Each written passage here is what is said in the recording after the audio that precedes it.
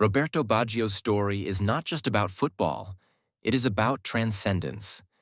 Friedrich Nietzsche's concept of the Übermensch describes an individual who overcomes suffering, limitations, and fate itself to rise above the ordinary. If football has ever produced such a figure, it is Baggio. From a young age, his career was marked by contradiction, possessing an almost divine talent while trapped in a fragile body that betrayed him time and time again. At 18, he suffered a devastating knee injury that should have ended his career before it truly began. Doctors told him he would never play again. But an Übermensch does not accept the fate handed to him. Baggio underwent countless surgeries, endured excruciating pain, and still chose to walk the path of football. This was not just physical resilience. It was a refusal to be defined by suffering. Nietzsche believed that greatness emerges through struggle, and Baggio's entire existence on the pitch was a testament to this idea. He did not play for records or accolades. He played because it was his essence. The tragic hero is not defined by his suffering alone, but by how he confronts it.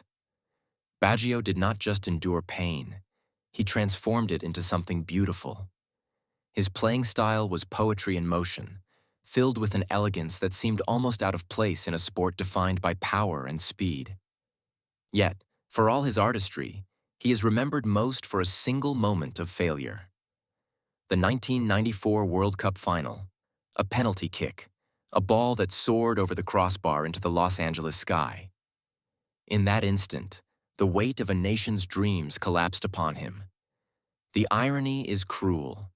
He had been the best player of the tournament, the one who carried Italy through impossible moments, yet history would brand him with that miss. Nietzsche's philosophy teaches that true strength is in the acceptance of fate, in the willingness to carry one's burden without despair. Baggio never ran from that moment. He never tried to rewrite his legacy or seek validation. He bore his failure like a scar, but he never allowed it to define him. Nietzsche also argued that suffering, when embraced, can be a source of transformation. Baggio's body betrayed him repeatedly. Coaches dismissed him. Italy, the country he gave everything for, often treated him with indifference, even cruelty. Still, he returned, again and again, never asking for sympathy, never demanding recognition. He was a rebel in the truest sense, not loud or defiant, but unwavering in his commitment to his own path. In an era where football was becoming increasingly tactical and rigid, he played with a freedom that felt almost spiritual. He did not conform to the expectations of what a footballer should be. He became something greater. Nietzsche's Übermensch does not seek approval from the masses, but follows his own will, forging meaning in the face of chaos. Baggio did exactly that, making every touch of the ball an act of defiance against fate itself. The tragedy and beauty of Baggio's career is that he never had the perfect ending. There was no final redemption, no World Cup trophy raised in vindication. He left football the same way he played, battling against pain, against doubt, against time. Yet, perhaps that is why he remains unforgettable. Nietzsche's ultimate challenge is for individuals to become who they truly are, to live without illusions, to affirm life in its entirety. Baggio never sought to be a legend. He simply refused to be anything less than himself. His defining image is not of a triumphant champion, but of a man walking back from the penalty spot, head bowed, yet unbroken. And in that moment, he was not defeated. He was eternal. Every great story has a wounded hero, and Roberto Baggio was the embodiment of that archetype. Carl Jung believed that the deepest transformations happen through suffering, and that the wounds we carry are often the very things that force us to evolve. Baggio's wounds were not just physical, though his body bore the scars of relentless battles. His knee, reconstructed so many times that it seemed held together by sheer willpower, was a constant reminder of his fragility. But there was another battle, one that existed within him. A struggle against doubt, against rejection, against the fear that no matter how much he gave, it would never be enough. Jung's concept of individuation suggests that true self-realization comes when we integrate our pain rather than deny it. Baggio's greatness was not just in his talent, but in his ability to turn suffering into fuel. While others saw his injuries as weaknesses, he used them as a reason to keep fighting, to keep proving that he was more than the limits imposed upon him. Pain was a constant presence in his career, but it was never just about the injuries. The football world, with its rigid structures and tactical dogmas, often seemed unsure of where Baggio fit. He was too artistic for some, too unpredictable for others. Coaches like Arrigo Sacchi saw him as a luxury player, someone who did not fit into the rigid tactical schemes of the Italian game. Even when he was the best player in the world, he had to fight for his place. Jung speaks of the shadow, the parts of ourselves that we repress, the aspects we struggle to accept. For Baggio, his shadow was the fear of being left out, of being unappreciated, of being discarded despite his brilliance. Time and time again, he found himself sidelined, whether by injury or by the decisions of those in power. But rather than let bitterness consume him, he absorbed the pain, making it part of his myth. His response was always the same. He let his football speak for him. Jung also believed in the concept of the wounded healer, those who, having suffered deeply, develop an ability to inspire others. Baggio was never a vocal leader, never one to rally his teammates with words, but there was something in his presence that demanded reverence. He carried himself with a quiet dignity, never complaining, never seeking revenge against those who had underestimated him. Even in moments of triumph, there was a melancholy about him, as if he knew that joy in football, like in life, was always fleeting. He played not for ego, not for validation, but because it was the only way he knew how to exist. And in doing so, he became a symbol for anyone who has ever felt like they didn't belong, for those who have been told they are not enough, yet refuse to surrender. Baggio's journey was not one of ease, but of constant struggle. Yet, perhaps that was his true gift. Not the goals, not the breathtaking dribbles, but the resilience to keep going, even when the world seemed determined to push him aside. Jung taught that transformation happens in the depths of suffering, and Baggio's legacy is proof of that idea. He did not merely play football, he wove his pain into something beautiful, something eternal. His story is not one of perfection, but of perseverance. And in the end, that is what makes him unforgettable.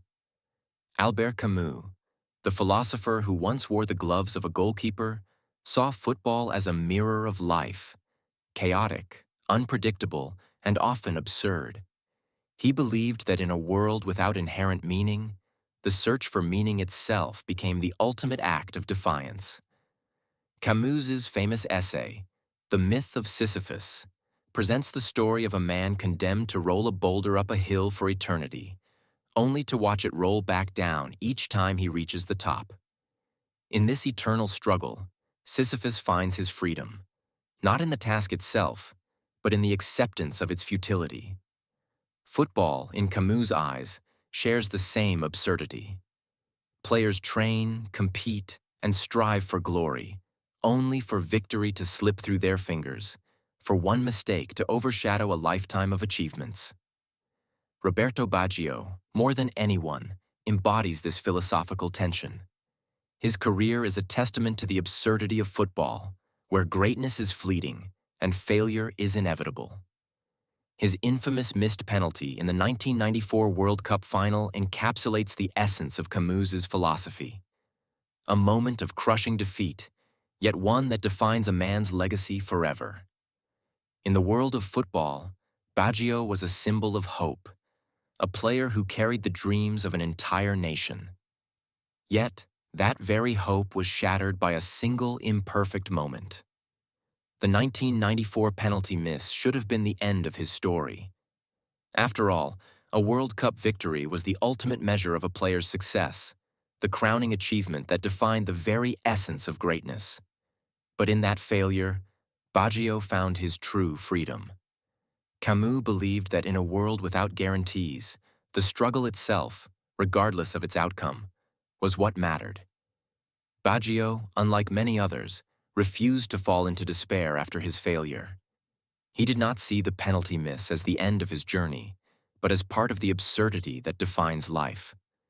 His response to failure was not to abandon the sport, but to continue playing, as if to say, "I will not be defined by this moment." In doing so, he demonstrated a profound understanding of Camus's view on life. To live fully is to embrace both success and failure with equal measure, to acknowledge the absurdity of it all, and yet continue.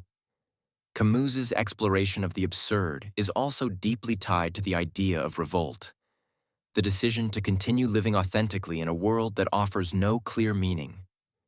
In the face of failure, Baggio did not seek solace in excuses or in blaming others. He simply returned to the field, again and again, playing the game as he always had. Camus argued that it is in our acceptance of the absurd that we find true freedom, and Baggio lived this philosophy in every match he played. The absurdity of football is not just about the loss of a World Cup. It is about the constant push and pull between hope and despair, between glory and disappointment. Yet Baggio's career did not end in defeat. Despite the cruel blow of that 1994 penalty, he continued to achieve greatness, proving that failure does not negate success, just as life's inherent meaninglessness does not invalidate the search for meaning. Baggio's career, in many ways, echoes Camus's vision of the human condition.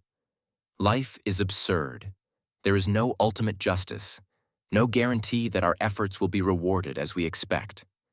But it is in our willingness to continue, to strive forward in the face of futility, that we find meaning. Just as Sisyphus found his freedom in the struggle, so too did Baggio find his true legacy not in his victories, but in his unwavering determination to continue playing the game, regardless of the outcome. His story is one of persistence in the face of absurdity, a reminder that greatness is not defined by triumph, but by the courage to keep going when failure is just around the corner. In the end, it is not the victory that defines Baggio, but his refusal to give up, even when the world seemed to have turned against him. José Mourinho, one of the most celebrated and controversial figures in modern football, built his success on a philosophy that resonates deeply with Roberto Baggio's own career. Mourinho's mantra, "Us against the world," was more than just a motivational slogan. It was the psychological foundation of his coaching strategy. For Mourinho, football was not simply a game of tactics and technique, but a battle against external forces that sought to undermine his team's success. His approach was rooted in a fierce, almost defiant mentality, one that saw the world as an adversary to be conquered. This mentality shaped not only his teams, but also his own identity as a coach. In many ways, Baggio shared a similar mindset. Throughout his career, Baggio was often the misunderstood genius, the player too artistic for some, too unpredictable for others. Despite his undeniable talent, he was frequently sidelined, both by injury and by coaches who doubted his consistency. Yet, like Mourinho's teams, Baggio always operated with the quiet defiance of a man who knew that the world was not on his side, and he would have to prove himself over and over again. Baggio's career, like Mourinho's philosophy, was defined by the feeling of being an outsider, of constantly having to fight for his place in the game. Much like Mourinho's famous us against the world mentality, Baggio played as if he had something to prove, not just to his critics, but to himself. Mourinho often spoke about the importance of creating a sense of siege around a team, to make them believe that the world was against them. This created an intense bond within the squad, a unity forged through adversity. For Baggio, this bond was not something he had with a group of teammates in the traditional sense, but rather with the game itself. He often found himself at odds with coaches and fellow players who either couldn't or wouldn't understand his unique approach to football. Instead of giving in to the isolation that this caused, Baggio embraced it, channeling the energy of being an outsider into his performances. His brilliance was not simply an expression of technical skill, but an act of defiance, a refusal to be marginalized or reduced to a mere cog in the tactical machine. Much like Mourinho, Baggio's strength came from the external pressure and the belief that no one believed in him. Mourinho's philosophy of turning criticism into motivation found its echo in Baggio's mindset. He was often criticized for being temperamental or inconsistent, accused of lacking the hard-nosed, results-oriented mentality that defined many of his contemporaries. But these criticisms only fueled his resolve.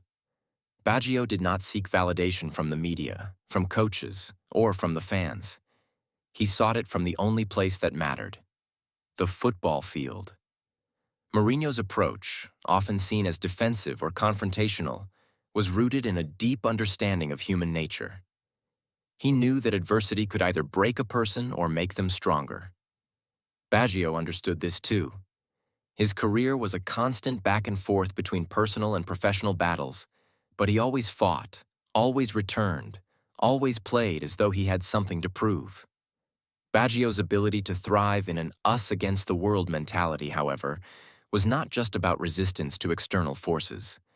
It was also about a psychological commitment to self-reliance. Mourinho's philosophy emphasized individual responsibility within a collective goal. Baggio, despite the perceived isolation, was always looking for ways to transcend the limitations imposed on him, both by others and by his own body. In that way, his career became a reflection of the very mentality that Mourinho nurtured within his teams: an intense, singular focus on the goal at hand, no matter the personal cost. Baggio's time in the game, his persistence through injuries, his public humiliations, and his private doubts all became part of this larger narrative of resistance.